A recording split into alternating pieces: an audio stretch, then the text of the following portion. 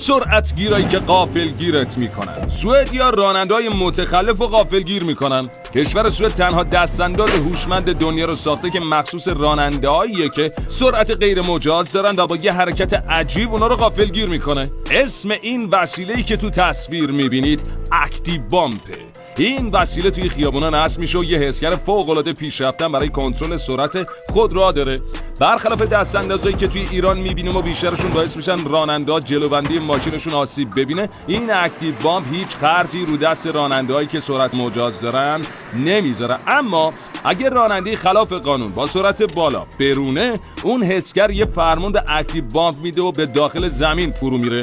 با این کار یه دستانداز درست میشه و جلوی راننده‌های متخلف گرفته میشه. جالب اینجاست که هزینه ساخت و نصبش تو خیابونا حدوداً 50,000 یورو میشه که به پول ما که ارزش بسیار زیادی داره میشه 3 میلیارد 500 میلیون تومان ناقابل.